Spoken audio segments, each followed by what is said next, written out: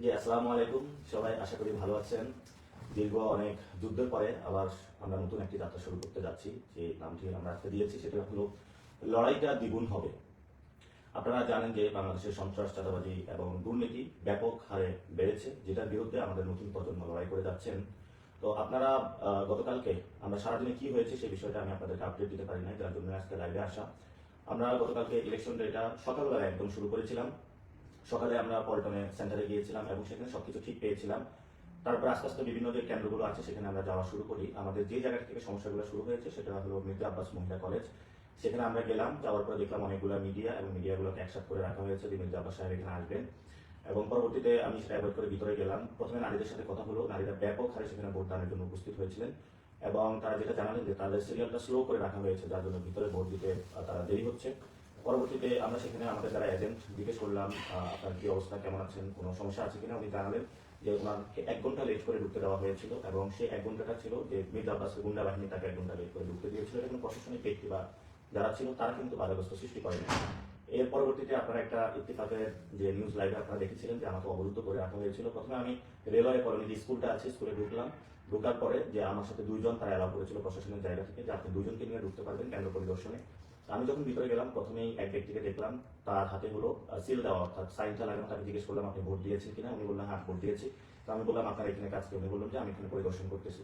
তো আমি একটু পরে গিয়ে আরো কয়েকজনকে পেলাম যারা ভোট দিয়ে দিয়েছে কিন্তু হলো কেন্দ্র পাহারা দিচ্ছে, ভিতরে ধানের পক্ষে কাজ করতেছে। তো তাদেরকে বললাম, প্রিজাইডিং অফিসারকে আমি ডাকলাম। প্রিজাইডিং অফিসার আসার পরে তাকে বললাম তাদেরকে বের করে দিন। প্রিজাইডিং অফিসার চুপ করে থাকলো।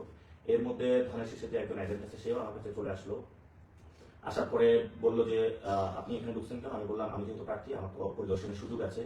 এবং উনি দেখলাম প্রিজাইডিং অফিসারের সাথে সব জায়গাগুলো বিভিন্ন জায়গায় ঘোরাফেরা করতেছে। তো আমি প্রিজাইডিং অফিসারকে বললাম এজেন্ট তো ভিতরে থাকবে, আপনি তাকে বাইরে নিয়ে কেন ঘোরাফেরা করেন। উনি কোনো উত্তর দিতে পারলো না। তো পরবর্তীতে সেখানে আমরা পরিদর্শন করে শেষ করে যখন বের হলাম, বের হওয়ার পর আমাদের স্লেজিং বিভিন্ন কটুকথা শুরু করলো এবং একটা লোক বাহির থেকে প্রথমে বলতেছিল এতদিন সহ্য করেছি পাটোয়ারি আর সহ্য করবো না, আজকে তোমাকে খেয়ে ফেলবো, যেটা আপনারা মিডিয়ার মাধ্যমে দেখেছেন। তো আমরা একটু সামনে আসার পরেই আমার পিছন দিয়ে একদম নিচ থেকে হলো লাঠি দেওয়া শুরু করলো। সেটা আমাদের সাথে যারা ছিল তারা প্রটেক্ট করলো এবং যে ব্যক্তিটা আমাকে হুমকি দিয়েছিল একটু পরে আমার মাথার মধ্যে জোরে একটা ঘুষি মারলো এবং একটা ইট নিক্ষেপ করলো, যেটা হলো আমার পাশে যেজন ছিলেন ওনার মাথায় হলো এসে পড়লো। এবং পরবর্তীতে আর্মি আসে, আর্মি এসে আমাদের উদ্ধার করে নিয়ে আসে এবং আমরা দেখেছিলাম যে পুরো শাহজাহানপুর বিভিন্ন জায়গা থেকে ছাত্রদল যুবদল যারা সন্ত্রাসী ছিল সবাইকে একসাথে করে নিয়ে আসা হয়েছিল। সেখান থেকে আমরা এসে আরো অনেকগুলো কেন্দ্র পরিদর্শন করলাম, অনেক জায়গায় আমরা ভালো পেয়েছি। তো ঠিক আমরা সন্ধ্যার দিকে যখন আমাদের অফিসে আমরা চলে যাই, যাওয়ার পরে ভোট কাউন্টিং শুরু হতে থাকে, তখন আসলে আমাদের কাছে ইনফরমেশন আসা শুরু করে যে বিভিন্ন জায়গায় যারা আমাদের প্রিজাইডিং অফিসার আছেন, যে ভাইরা দায়িত্ব নিয়েছিলেন, তাদেরকে হলো বিভিন্ন জায়গায় হলো সমস্যা সৃষ্টি করতেছে যাতে ভোট কাউন্টিংটা যাতে হলো ধানের শীষে পক্ষে হলো বেশি দেওয়া শুরু করে। এবং আমরা খুঁজে নেওয়া শুরু করলাম আমাদের এই সাপলাগুলি যারা এজেন্ট ছিল তাদেরকে হুমকি দুমকি দিচ্ছে এবং বিভিন্ন জায়গায় হলো তাদেরকে হুমকি দুমকি দেওয়ার মাধ্যমে তাদেরকে মির্জা আব্বাসের বাহিনী যে আমরা টাকা পয়সা দিব, তারা জোর শুরু করলো যে ধানের শীষের পক্ষে এই জায়গাটা আপনাদের রায়টা বাড়িয়ে দিতে হবে। তারা আমাদের কাছে অভিযোগ করা শুরু করলো। আমরা বিভিন্ন জায়গায় যাওয়া শুরু করলাম এবং পরবর্তীতে খোঁজ নিয়ে দেখলাম যে কেন্দ্র ভিত্তিক তারা সন্ধ্যার পরে যখন আমাদের এজেন্টগুলো আমাদের ভালো আসা শুরু করলো, তারা একযোগে সকলগুলো কেন্দ্রে অ্যাটাক করলো। আমাদের এত বাহিনী বা এত বড় বাহিনীকে মোকাবেলা শক্তি সামর্থ্যটা ছিল না। বিভিন্ন জায়গায় তারা সন্ত্রাসীদেরকে একসাথে করলো বহিরাগত জায়গা থেকে এবং তারা প্রত্যেকটা কেন্দ্রে তারা অ্যাটাক শুরু করলো। আমাদের কাছে প্রত্যেকটা জায়গা থেকে কল আসা শুরু করলো যে আপনাদের কেন্দ্রগুলো অ্যাটাক হচ্ছে, আপনাদের এখানে এই জায়গায় প্রবলেম, ওই জায়গায় প্রবলেম। আমরা এত বেশি মেসেজ আসতেছিল, ফোন আসতেছিল, আমরা সব জায়গাটা আসলে সামাল দিতে পারি নাই। কারণ আমরা প্রত্যেকটা কেন্দ্রে 100 জন স্বেচ্ছাসেবক বাহিনী রেখেছিলাম, কিন্তু 100 জন স্বেচ্ছাসেবকের বাহিনী জায়গায় তারা হলো 500 জন 600 জন এবং প্রত্যেকে চিহ্নিত যারা সন্ত্রাসী ছিল তাদের নেতৃত্বে তারা কেন্দ্রগুলো অ্যাটাক শুরু করে। তো পরবর্তীতে আমরা যখন শুনতে পেলাম বিভিন্ন জায়গায় মির্জা আব্বাসের বাহিনীগুলো এবং মির্জা আব্বাসের ওয়াইফ স্বয়ং বিভিন্ন কেন্দ্রে গিয়ে তার পক্ষে যারা প্রিজাইডিং অফিসার আছে তাদেরকে হুমকি ধমকি দেওয়া শুরু করলো। এর মধ্যে আমরা বঙ্গভবনে যে কেন্দ্রটি ছিল প্রাথমিক বিদ্যালয়, সেখানে আমরা খুঁজে নিয়ে দেখলাম যে সেখানে হলো যে জায়গাটা হলো বক্সের ভিতরে সিল না পড়ার কথা, বাহিরে সিল দিয়েছে, তারা সেটা ইনক্লুড করতে চাচ্ছে। সেখানে আমি ম্যাজিস্ট্রেটের সাথে কথা বললাম। ম্যাজিস্ট্রেট বললো আমি চিফ রিটার্নিং যিনি আছেন, রিটার্নিং কর্মকর্তা, ওনার সাথে কথা হয়েছে। উনি আমাকে নির্দেশনা দিয়েছেন যে যাতে ব্যালটের বক্সের বাহিরে যেগুলো সিল করেছে সেগুলো ইনক্লুড করার জন্য। পরবর্তীতে বললো যে তারা, আমি প্রিজাইডিং যিনি অফিসার তাদের সাথেও সেখানে কথা বললাম, তারা বললো হ্যাঁ আমরা এরকম নির্দেশনা পেয়েছি। পরবর্তীতে আমি ডিরেক্ট ডিসি যিনি রিটার্নিং কর্মকর্তা তার অফিসে চলে যাই। অফিসে যাওয়ার পর আরো ভয়ঙ্কর সংবাদ শুনতে পেলাম ছাত্রদল যুবদলের সন্ত্রাসীরা এনএক্স বিল্ডিং এ, যেখানে প্রায় তারা 1000 ভোট জালিয়াতি করেছিল, সেখানে গিয়ে তারা সবাইকে অবরুদ্ধ করে রাখে। পরবর্তীতে আমরা এই ডিসিকে বললাম যে আপনি তাদেরকে উদ্ধার করার ব্যবস্থা করুন এবং সেখানে যারা আছেন কেন্দ্রটা রক্ষা করুন। ডিসি যখন পুলিশ এবং আর্মিকে ফোন দিলাম, আমি বললাম আমি সেখানে মুভ করতে পারবো না, ভার্সিটি প্রক্টরের অনুমোদন লাগবে। তো আমরা জিজ্ঞেস করলাম তাহলে আপনি সেখানে কেন্দ্র দিয়েছেন কেন, আপনার আন্ডারে তো কেন্দ্র। পরবর্তীতে অনেক চাপাচাপি করার পরে তারা পুলিশ এবং বিজেপি পাঠিয়ে এনএস বিল্ডিং এর সেই ব্যালট বক্সটা তারা উদ্ধার করে এবং সেটা নিয়ে আসে এবং সেখানে প্রায় 1000 ভোট আমাদেরকে কম দেখানো হয়েছে। এর মধ্যে আমরা খোঁজ পাইলাম যে ইস্কাটন স্কুলে হলো মির্জা আব্বাসের ওয়াইফ সেখানে গিয়ে নতুন করে আবার ভোটগুলো রিডিং করা শুরু করেছেন এবং কাউন্টিং করা শুরু করেছেন। এর মধ্যে আমাদের কাছে একটি ভয়েস চ্যাটর আসলো যে সকল প্রিজাইডিং অফিসারের প্রতি নির্দেশনা দেওয়া হয়েছে ব্যালট বক্সের বাহিরে যে সিলটা পড়েছে এটা কিন্তু নির্বাচন কমিশনের নিয়ম অনুযায়ী সে ভোটটা কাউন্ট হওয়ার কথা না, সেই জায়গাটাও প্রিজাইডিং অফিসারদের জন্য নির্দেশনা দেওয়া হয়েছে এবং উনি ছিলেন মির্জা আব্বাসের ভাগিনা আদিত্য। এটাও শুধু নয়, বিভিন্ন জায়গায় আরো অনেক জায়গায় যেমন হলো আবু জর গিফারি কলেজ এবং শহীদ ফারুক যে স্কুল আছে সেখানে জাহাঙ্গীরের বাহিনী ও ইঞ্জিনিয়ার সুজনের যারা ছেলেপেলেরা সেখানেও তারা অ্যাটাক শুরু করলো। অন্যদিকে শান্তিবাগ প্রাইমারি স্কুলে মনার বাহিনী এবং আজিজ হাফিজের নেতৃত্ব হলো অ্যাটাক শুরু করলো। শান্তিবাগ উচ্চ বিদ্যালয়ের ফজলুবাইয়ের পাপ্পু এক্স কমিশনার আদিব মগার ছেলে মিজানেরা সেখানে অ্যাটাক শুরু করলো। এবং মিলেনিয়াম যে স্কুল রয়েছে সেখানে হলো মিলেনিয়াম ইউনিভার্সিটি যে রয়েছে সেখানে মির্জা আব্বাস ও তার ছেলে গিয়ে হলো ভোট চেকিং করা শুরু করলো। অর্থাৎ প্রথমেই যখন ভোটের ফলাফলটা আসা শুরু করলো তাদের মাথা নষ্ট হয়ে গিয়েছিল। পরবর্তীতে সবগুলো কেন্দ্রে তারা অ্যাটাক শুরু করে এবং কোথাও মির্জা আব্বাসের ওয়াইফ গিয়েছে, কোথাও মির্জা আব্বাস গিয়েছে, কোথাও তার ছেলে গিয়েছে, কোথাও তার ভাগিনা গিয়েছে, কোথাও যারা কমিশনার ছিল তারা গিয়েছে, কোথাও তারা যারা মাস্তান ছিল তারা গিয়েছে। এর পরবর্তীতে আমরা খোঁজ পেলাম যে আমাদের সিদ্ধেশ্বরী যে দুইজনকে হলো বোনকে আটক করে রাখা হয়েছে যারা এজেন্ট ছিল। পরবর্তীতে আমি হলো সেখানে যে ম্যাজিস্ট্রেট ছিলেন তার সাথে যোগাযোগ করলাম। ম্যাজিস্ট্রেট আমাকে জানালেন যে ইস্কাটনের অবস্থা খারাপ, আমি এটা শেষ করে তারপর হলো সিদ্ধেশ্বরীতে যাবো। তো আমি বললাম যে আপনারা যদি এইভাবে করেন তাহলে তো আমাদেরকেও মাঠে নামতে হবে। তো কমিশনার যিনি ওইখানে আটক করে রাখা হয়েছে যাকে, উনি বললেন আমাকে 10টা মিনিট আপনারা সময় দেন, আমি এটা শেষ করে ওইখানে গিয়ে আমি কথা বলতেছি। আমরা ঠিক আছে, আমরা বললাম যে আমরা 10 মিনিট অপেক্ষা করতেছি, আমাদের বোনকে আমাদের দ্রুত উদ্ধার করতে হবে। তিনি সেখানে শেষ করে তারপরে সেখানে গিয়ে আমাদের বোনদেরকে উদ্ধার করেন। অর্থাৎ আমি যখন এই কথাগুলো বলছি, আমি গতকালকে ঠিক এই মোমেন্টগুলো নিয়ে তখন হলো আমি ডিসি অফিসে বসে আছি, ডিসি কাউকে বলতেছেন, নির্দেশনা দিচ্ছেন কিন্তু তারাও কোনো কিছু মানতেছেন না। পুলিশ পুরা প্রশাসন হলো একদিকে হেলে গিয়েছিল। আমরা যে কমপ্লেনগুলো করছিলাম আমাদের কোনো কমপ্লেনের উত্তর দিচ্ছিল না। তো ইতিমধ্যে পুরা আমাদের যিনি আহ্বায়ক নাহিদ ইসলাম বলেছিলেন ঢাকা আসার জন্য, কারণ যেই জনশক্তি আমাদের ছিল বিভিন্ন কেন্দ্রে দিয়েছিলাম সেটা হলো এক জায়গা থেকে আরেক জায়গায় দৌড়াদৌড়ি করতে গিয়ে আমাদের সবার খুব বাজে অবস্থা হচ্ছিল। এর মধ্যে আমরা ফেসবুকে দেখলাম বিভিন্ন কেন্দ্রে রিডিং হওয়া শুরু করেছে। এর আগের দিন যখন পরিবার সংস্কৃতি বিকাশ কেন্দ্র হলো জাল ভোট করার জন্য একদল সন্ত্রাসী একত্রিত হয়েছিল, তখন আমরা 10-15 জনকে পাঠিয়েছিলাম। আমাদের প্রত্যেকটা ব্যক্তিকে হলো রাস্তায় ফেলে পিটানো হয়েছে, ঘুষি দেওয়া হয়েছে, কিল দেওয়া হয়েছে, প্রত্যেকটা ব্যক্তি আহত করা হয়েছে। তো আমরা তারপরে ওই দিন হলো কেন্দ্রটা রক্ষা করি। তো আমাদের ঢাকা আটে যে এক্সপিরিয়েন্সটা অর্জন হয়েছে সেটা হলো প্রত্যেকটা কেন্দ্র ভিত্তিক তারা হলো সন্ত্রাসীদেরকে জড়ো করেছে এবং যিনি প্রার্থী ছিলেন, প্রার্থীর যিনি ওয়াইফ ছিলেন, ভাগিনা ছিলেন, ছেলে ছিলেন, তার যে সন্ত্রাসী লালিত পালিত যে সন্ত্রাসী বাহিনী ছিলেন, প্রত্যেকে বিভিন্ন জায়গায় গিয়ে হলো কেন্দ্রগুলো দখল করেছেন এবং সেগুলো তাদের ম্যানিপুলেট করে তাদের ফেভারে নিয়ে যাওয়ার চেষ্টা করেছেন। আমি যখন রিটার্নিং কর্মকর্তার অফিস থেকে বসেছিলাম, একটু পরে হলো মির্জা আব্বাসের ওয়াইফ হলো সেখানে আবার এসেছেন অনেক মানুষ নিয়ে। তো আমার কাছে সবাই কল করতেছিল ঢাকা শহরে আপনারা যারা ভোট দিয়েছেন যে আমরা কি আসবো কিনা। আমি সবাইকে বলেছি না আসার জন্য, বিকজ দ্যাট ওইখানে বড় ধরনের একটা রক্তারক্তি পরিস্থিতি সৃষ্টি হতো এবং সেটা আমি চাই না যে একটি শান্তি সুষ্ঠু যে নির্বাচন বাংলাদেশে হতে যাচ্ছিল, যেটা আমরা প্রস্তুতি নিয়ে রেখেছি যাতে আমরা যে কোনো মূল্যে একটি সুস্থ এবং সুন্দর নির্বাচন যাতে বাংলাদেশের মানুষকে উপহার দিতে পারি, সেটা আমরা কিন্তু নষ্ট করতে চাইনি এবং ভোট গণনা বিভিন্ন জায়গায় যেটা হচ্ছিল সেটাও আমরা নষ্ট করতে চাইনি। পরে নাহিদ ইসলাম যখন আমাদের এই কেন্দ্রে এসেছিলেন, নাহিদ ইসলামের কেন্দ্রে অর্থাৎ আসনে, সেখানেও আবার সন্ত্রাসীরা অ্যাটাক শুরু করে, সেখানে উনি চলে গিয়েছিলেন। অর্থাৎ প্রত্যেকটা জায়গায় এক জায়গায় তারা হামলা শুরু করে। ওইদিকে হলো আমিরের জামায়াতের যে কেন্দ্র আছে সেখানেও তারা এক জায়গায় হামলা শুরু করে। তো আজকে যে পরিস্থিতি আমরা দেখছি যে বিভিন্ন জায়গায় তারা সন্ত্রাসী অ্যাটাক শুরু করেছে, এটা নির্বাচনের আগের দিনও তারা করেছে, গতকালকেও করেছে, আজকেও করেছে। আমরা কিন্তু নতুন বাংলাদেশে এই ধরনের সন্ত্রাসী অ্যাক্টিভিটিস চাইনি এবং ভবিষ্যতে যদি এই ধরনের সন্ত্রাসী কর্মকাণ্ড চালানো হয় তাহলে হাসিনা আমলে যে পরিণত হয়েছিল আমাদের ভবিষ্যতে সেই ধরনের প্রস্তুতি নিতে হবে। তো গতকালকে যখন আমি ভোট কেন্দ্রগুলো ঘুরছিলাম সেখানে অনেক ভোটারদের সাথে আমার কথা হয়েছে, মেয়ে ভোটাররা আসছে, তারা ভোট দিচ্ছিল, উচ্ছ্বাস প্রকাশ করতেছিল। অনেক ক্যান্সারের রোগী তারা ভোট দিতে এসেছিল আমাকে, অনেক অসুস্থ মানুষ এসেছিল যারা ভোট দিচ্ছিল। তো আপনাদের প্রতি অসংখ্য ভালোবাসা এবং আপনারা যেভাবে আমাকে অ্যাকসেপ্ট করে নিয়েছেন, এটা বাংলাদেশের একটা নজিরবিহীন ঘটনা।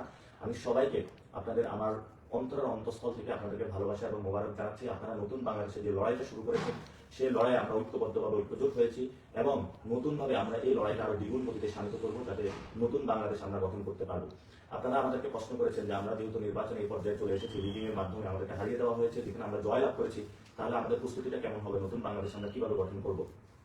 সেখানে আপনাদের একটা বিষয় খুবই আমি স্পেসিফিক স্পষ্ট করতে চাই, সেটা হলো বাংলাদেশের পলিটিক্যাল ফাইন্যান্সিং যে সিস্টেম, অর্থাৎ দলগুলো যেভাবে পলিটিক্যাল ফাইন্যান্সিং করে থাকে, এটা যদি আমরা এই দুর্বৃত্তায়ন যদি ভাঙতে না পারি তাহলে বাংলাদেশের সুস্থ ধারা রাজনীতি আমরা ফিরিয়ে নিয়ে আসতে পারবো না। অর্থাৎ আপনি গুলিস্তানে চাঁদাবাজি করেন, সেই টাকা আস্তে আস্তে গুলশান পর্যন্ত অফিস পর্যন্ত চলে যায় এবং সেই টাকা দিয়ে পুরো বাংলাদেশে বিভিন্ন জায়গায় চাঁদাবাজি, সন্ত্রাসী, মাস্তানির এই টাকাগুলো দিয়ে রাজনৈতিক দলগুলো পরিচালিত হয়ে থাকে। এই পরিচালনা যদি হয়ে থাকে তাহলে ভবিষ্যৎ বাংলাদেশে সেই গুন্ডা মাস্তানদের রাজনীতিটা এস্টাবলিশ হবে। আজকেও আমার বাসার সামনে বিএনপি যারা ছিল তারা ঘোরাফেরা করেছে, অর্থাৎ টাকা দিয়ে তাদেরকে লালন পালন করা হয়।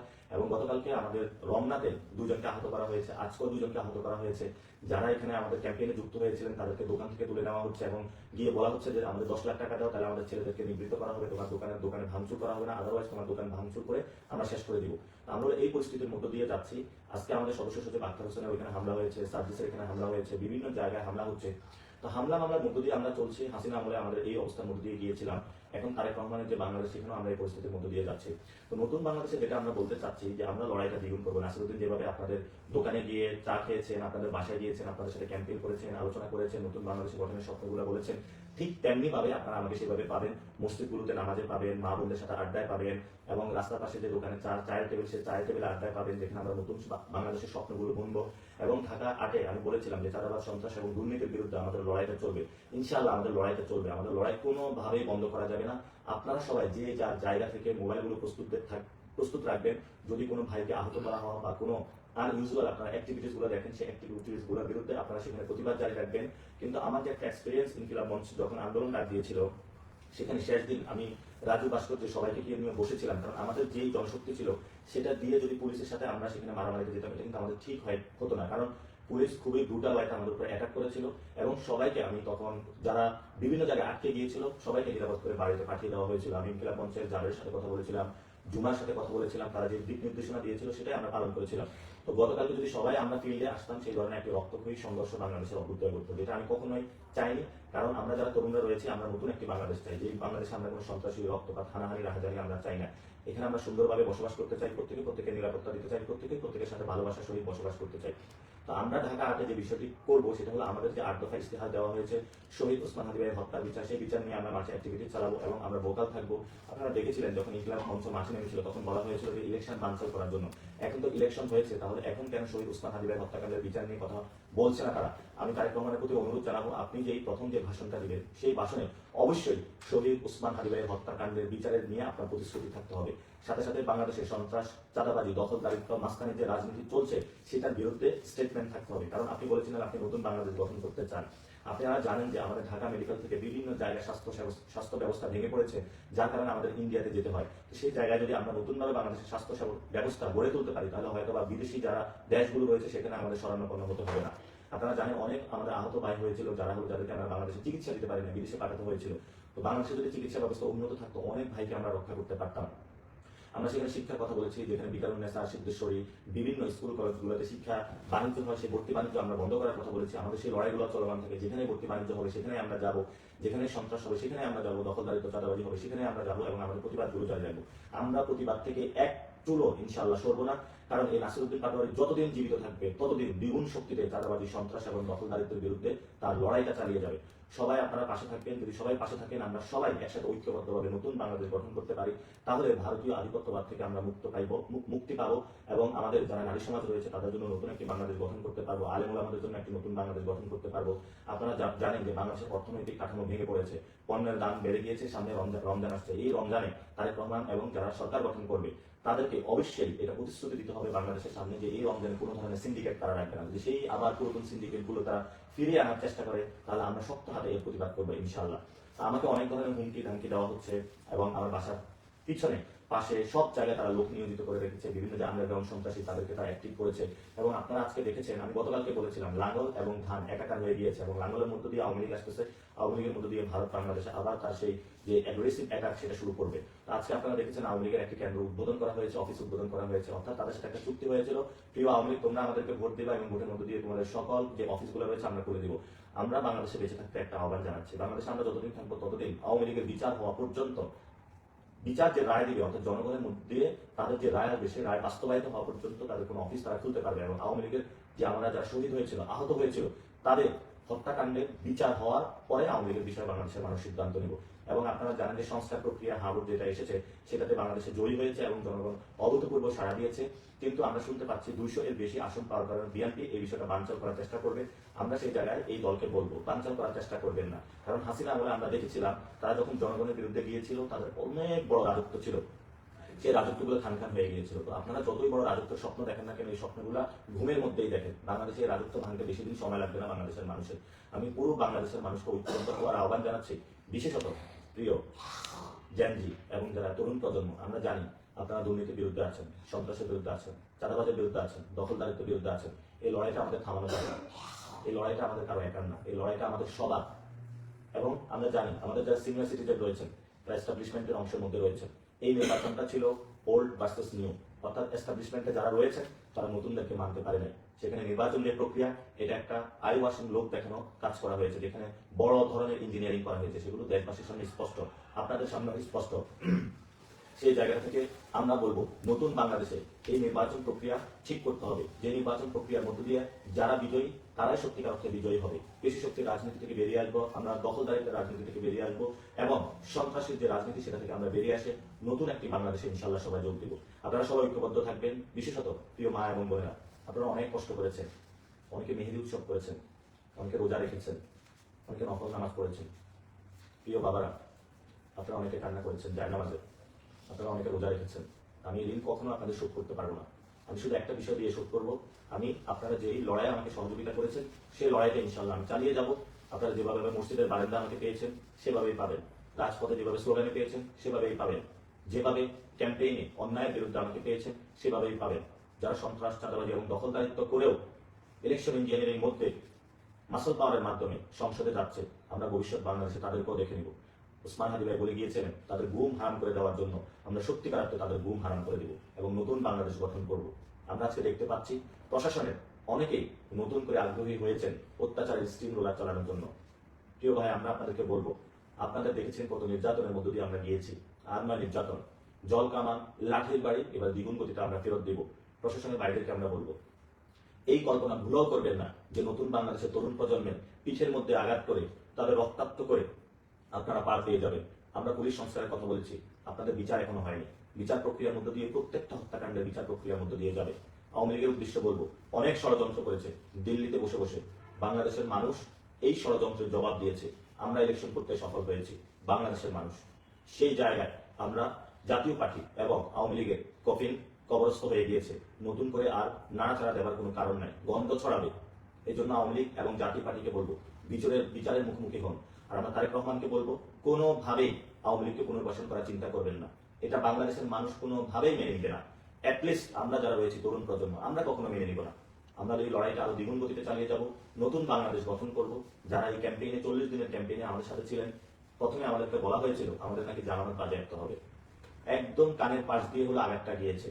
সামনে এইসব দুর্নীতি যারা সন্ত্রাসী রয়েছে সেটা কানের পাশ দিয়ে যাবে না, একদম মুখের উপর দিয়ে যাবে। এই জন্য বলবো, যারা গডফাদার আছেন, উচিত শিক্ষা আমরা দেওয়ার চেষ্টা করেছি, কিন্তু আপনারা ইলেকশন ইঞ্জিনিয়ারিং এর আশ্রয় নিয়েছেন। সত্যিকার অর্থে যদি বুকের পাঠ থাকতো আপনাদের, তাহলে এই ধরনের ভোট চুরির মহা উৎসব আপনারা মারতেন না। এই যে মির্জা আব্বাস সাহেব, আপনি একজন ভোট চোর, ইতিহাসে লেখা থাকবে আপনার নাম। আপনি একজন চান্দাবাজের, ইতিহাসে লেখা থাকবে। আপনার সন্তানের সামনে যখন আপনি দাঁড়ান, তখন এই জবাবগুলো আপনাকে দিতে হবে। নতুন বাংলাদেশের সামনে এগুলো জবাব দিতে হবে। শুধু আপনি না, অনেকগুলো সন্ত্রাসী যারা জয়ী হিসেবে ঘোষণা করা হয়েছে, অনেকগুলো দখলদার চাঁদাবাজদের, আমরা তাদের বিরুদ্ধে ইনশাল্লাহ রাজপথে নামবো। লড়াইটা আরো নতুন শানিত হবে। প্রিয় তরুণ প্রজন্ম, ঐক্যবদ্ধ থাকুন, সাহস হারাবেন না। আরো দ্বিগুণ সাহস নিয়ে আমরা নামবো, যে সাহসের মাধ্যমে নতুন বাংলাদেশ গঠন করব। সে যাত্রা, সে আহ্বান জানিয়ে আজকে আমি আপনাদের সাথে কথা শেষ করছি। আমার যদি এই চলার পথে কোনো ভুল ত্রুটি কয়েকদিনের ক্যাম্পেইন হয়ে থাকে, আমাকে ক্ষমা করে দিবেন। অনেকের সাথে উচ্চ কথা বলেছি, ইনশাল্লাহ আমি হয়তো আপনাদের যে জায়গায় ইফোর্ট দেওয়ার কথা, সর্বোচ্চটা দেওয়ার চেষ্টা করেছি। ভবিষ্যতে আরো দিব এবং আমরা ইনশাআল্লাহ আগামী ইলেকশনে আরো নতুন শক্তিতে আবির্ভূত হব। আমাদের যতটুকু শক্তি এবং সাহস ছিল, এটা আরো দ্বিগুণ করব ইনশাআল্লাহ। ঢাকাতে আমরা জনগণের বানাবো, জনতারই শাসন চলবে। যদি এখানে কোনো ভাই এবং বোনদের উপরে আক্রমণ করা হয়, আমরা ইনশাআল্লাহ সবাই মাঠে এসে সমুচিত জবাব দিব তাদেরকে। এক সেকেন্ডের জন্য ইনশাআল্লাহ আমরা বসে থাকবো না। আমাদের কোনো একজন কর্মী, ঢাকা আটের কোনো একটি ভোটারের উপরে যদি কেউ আঁচড় বসাতে চায়, আমরা কিন্তু বসে থাকবো না। আমরা সবাই ঐক্যবদ্ধভাবে নতুনভাবে আবার মাঠে নামবো। সাহস করবেন না আপনারা, এই দুঃসাহস করবেন না। অনেক যথেষ্ট আমরা সহ্য করেছি। আমরা আপনাদের সাথে একসাথে নতুন একটি বাংলাদেশ করতে চাই। আপনারা হতাশ হবেন না। অনেকে কান্নাকাটি করেছেন। আমি আপনাদের সামনে আগে কমিটমেন্ট করেছিলাম, আমি কখনো দুর্নীতি, সন্ত্রাস, চাঁদাবাজির সাথে কখনো নিজেকে জড়িত করবো না। এই লড়াইটা আমরা চালিয়ে যাবো। এই লড়াইটা আমার, আপনার সন্তানের জন্য, আপনার মায়ের জন্য, আপনার বোনের জন্য।